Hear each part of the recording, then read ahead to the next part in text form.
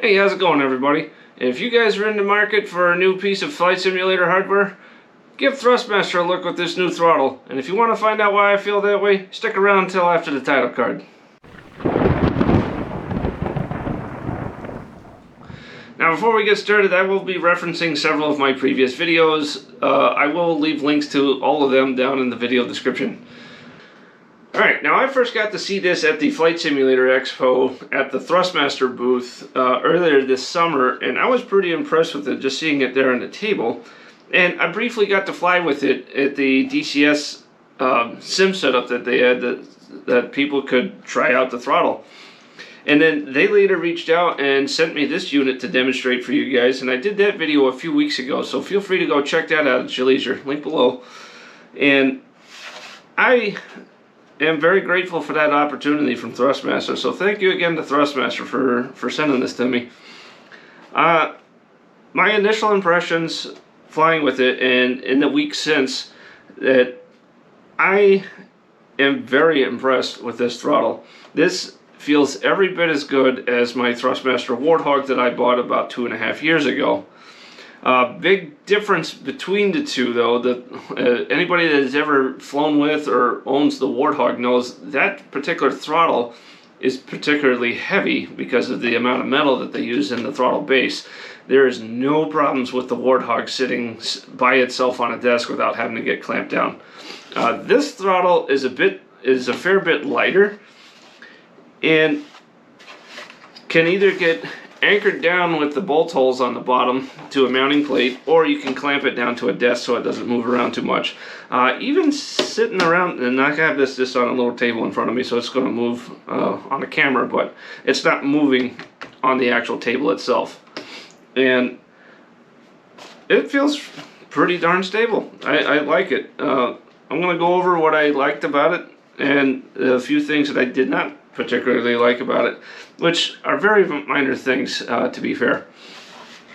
Alright, first thing is, it is incredibly smooth. It fits my hand pretty darn well, and it did not take me very long to get used to this. Now, like I mentioned, I've had the Warthog for about 2.5 years now, and that was the throttle I used for flying the F-16. And with the Warthog, anything outside of an A10 is going to be a compromise in setting up all your controls. So I had been flying the Viper for since then with the Warthog, and I thought it'd be a little difficult to adapt to the new button layout and knowing what finger needs to be doing what. It took me just a couple of days to get used to what I was using to this anytime I fly the Viper.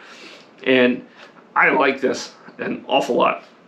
Like I said, it fits the hand extremely well. I'm doing this opposite hand, but it is also incredibly smooth. And as you guys can see, like if I take my hand off it after I move it, it stays put. And I haven't had to adjust the tension on this, which is adjustable. Now, one of the minor things that I did notice was the landing gear lever. This is really cool to have a dedicated control for your landing gears. And I had initially thought that this was metal, like most of the rest of the like the throttle arm and stuff, but it turned out that this is plastic. It's not flimsy. It feels pretty sturdy, but it did catch me off guard a little bit finding out that this was plastic. It does light up, so that's kind of neat in and of itself. So that's one of the minor hits that I noticed on this. So one of the other small little nitpick items is this mode knob right here. And it's labeled TACAN, ILS, TACAN, navigation, and then ILS nav. Now, those are modes for the electronic HSI, which I have on screen right here. To select the different modes in the Viper is this little push button at the bottom of the instrument. It's not a rotary knob. Now, how DCS has this set up is that this is controlling your navigation mode knob over on the right hand console, and that controls your initial alignment when you're doing cold starts, as well as putting it into navigation mode whenever the alignment is finished. That's just a small item. wish it was labeled to show that. This may be more of a DCS thing. I don't know if this would be set up differently in Falcon BMS. I've never flown in that sim. I've pretty much stuck with DCS ever since I got introduced to that about 5 to 6 years ago. But this knob is pretty useful outside of that, despite how it's labeled here on the actual panel. Speaking of DCS, if you buy one of these and you plug it in and fire up DCS, it will recognize that you have one of these throttles, and it will auto map every single control to their respective functions, except for that knob that I just mentioned. That'll auto map to that navigation mode control knob over on the right console. Everything else on this throttle will map to their respective controls as they're labeled, which that is an incredibly handy feature. The A10 Warthog controller does that as well. So if you buy a Warthog throttle and you plug that in, it'll auto map every single one of its switches to the correct settings in DCS to the controls in the A10. This does the exact same thing for the F16, and that was incredibly handy. Now, another really cool feature, and I really like this a lot, and I hope maybe a firmware upgrade at some point can do the same thing for the Warthog. But a few weeks ago, if you guys remember me putting out a video about setting toggle switches, may remember that setting the off state of a toggle switch does not get recognized by DCS. That was a recent change, probably early this year, I think, is the best I can determine, that you can configure a key binding in DCS to recognize an off state of a specific switch, but you have to program every single one of them yourself. This does it differently, and I'm going to put the control screen that you can find in Windows for this throttle right here. This little button that you see that says enable virtual buttons, the electronics on this, when that is enabled, will give a discrete input to the computer whenever a toggle switch is in its off state. And with that, DCS will recognize that immediately. You don't have to program any of that. This will recognize the off states of the respective switches. This is just using the embedded drivers that Windows will use. This is not using target software or any third-party software to make this work. This comes with the Viper throttle system. Now, another really cool feature that I like is right here on the radar cursor enable switch. If you notice me moving around with my index finger, this has a lot of range of movement on it, and that is something that is really nice. This gives you a lot finer control over the radar cursor on your multifunction display, as well as, say, your targeting pod. You have a lot easier time moving that around and a lot finer control of targeting pod or your radar cursor. Now, contrast this with what's on the Warthog, which I have on screen, and you have this little force-sensitive stick that it doesn't move a lot, so it doesn't take a lot of force to get your cursor to move. But more importantly, pushing in on that particular control for the cursor enables function, it's always tricky on that little guy to push that straight in without deflecting that control and having your cursor go off in a different direction, only because of how little movement that thing takes in order to move the cursor around. Now, as I understand it, current production Thrustmaster Warthogs have something a lot more, have a control similar to this instead of that little nubbin control like what you would see on a laptop. Now, another cool feature that I liked, and this is right behind the speed brake switch, is this little thumb roller switch right here. This does not exist in the F16, the real one, and it does not exist in the DCS Viper as we know it. However, this is just an extra control that Thrustmaster throws in, and this is just it's a roller switch, so you can roll it with your thumb one direction or the other, and it has a depress function, so you get 3 extra toggles right here just with this. So that's a really neat feature to have. Also, on the bottom of the throttle, you get this little switch. This does not exist in the real Viper to my knowledge, and also it does not exist in the DCS Viper either. What I personally have this mapped to is if I have to eject out of the aircraft, there I go. I'm out of there, which I've had to use a few times. Decent as I am in the Viper, I'm not that good. Alright, another thing that you can do with this throttle is this plate right here, which normally on this throttle, that gets you to military power, and then you have to rock the switch up in order to get it into afterburner. And that just keeps you from getting into afterburner accidentally, because we know how big the fuel tanks are on a Viper, which they really aren't. And this plate is what keeps you out of afterburner. Now, this plate is removable, so you can have the full range of the throttle without having the afterburner detent. And there are some aircraft in DCS that are single-handled that this could easily be used for. So for the Warbirds, every German aircraft that is in DCS currently, so that's the Bf-109 and both FW-190s, single-handle. And neither one of them, none of those, I should say, have a detent.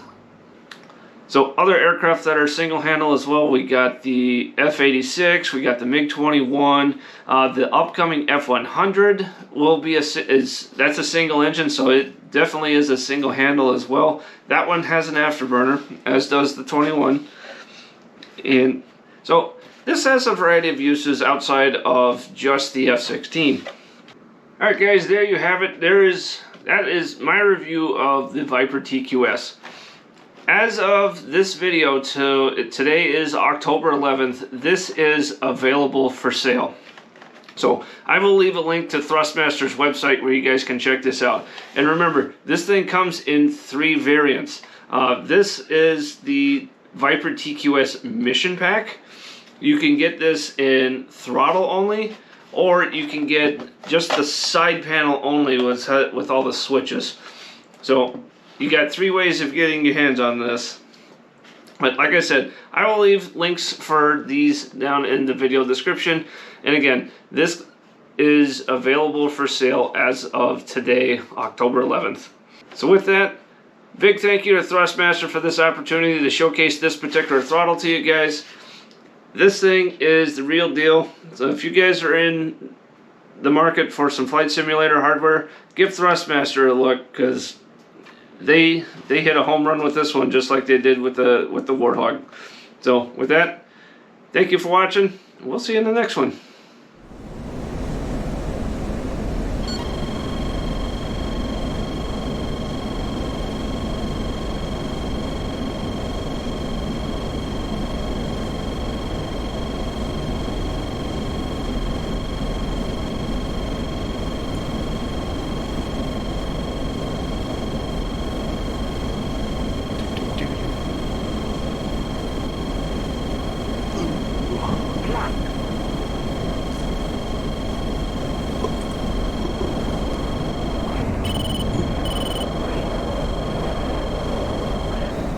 Where the heck did you go?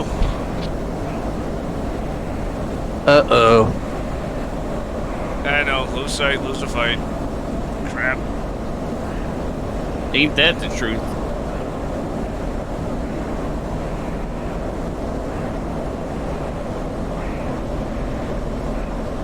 Oh, there you are. Found you.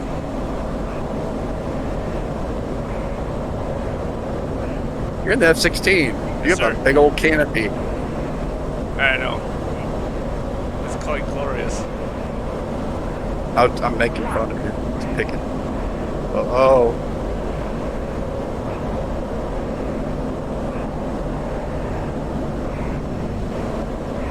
Who's he fighting? Cobra. Over. And he is damn good in that Tomcat. Yeah, that's why I'm trying to... I'm not giving him pointers. He doesn't need it. He's really close to getting that nose whooping around. But he's going to break his plane. He's starting to outrate him little by little. That's where I was like, if he goes if Diesel goes vertical, wouldn't that fuck it up? He would Yeah. bleed his airspeed probably. That's the kiss of death in the F-16. It's getting too slow. You're dead. Yeah, but would the F-14 be able to keep up with the vertical? Well, the F-14's a good rate fighter, and he's slowly edging his nose around little by little. Yeah. He's stuck. That's where I'm trying to get him out. Yep. Yeah. Bingo. Roll more. That's what I mean. Yeah, I just Roll got on your bingo. back a little bit more. That's what I was trying to say earlier. If you roll on your back a little more, you might be able to get more of an angle. It's just going to be tough.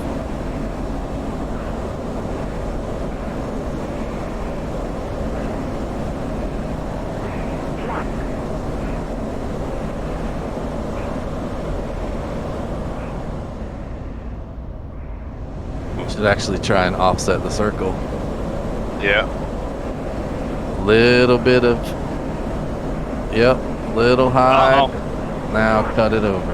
Now cut it back down. There we go. Almost got it. Oh, he's reversing. Reverse. See that? Oh, But when that There you happens, go. you get too There you slow. stay low, go up. There you go. Now this is a good. Nice. Oh, Oh crap! Ooh. there you go. Reverse. He's about to roll back on you. You need to cut that AB if you're trying to get him to score it out in front. Okay, now he's going vertical. Don't lose it. Put the AB back in. Put the AB back in if you haven't already. You need energy. There you go. There you go. There you go. Roll over the top. Okay, pull AB. Pull AB, otherwise he's going to come out. There you go. Now put it back in.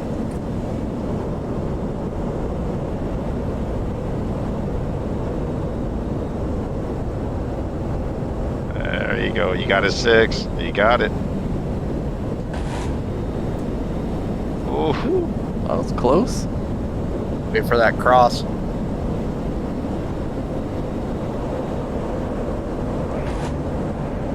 Okay, Oh, hit. Oh, hit something. You gotta lean. Oh, he's reversing vertical. Across the nose. Holy, I got that on video. You almost touched tips. He's going 70 knots now. Oh, you're He's right. out of fuel. There's the gas tanks. Crap. Goodbye, dude. I'm out of fuel too. We ran at the same time. Oh no. No kidding. Hey. Now we could go run through the jungle and slug it out like men. Right.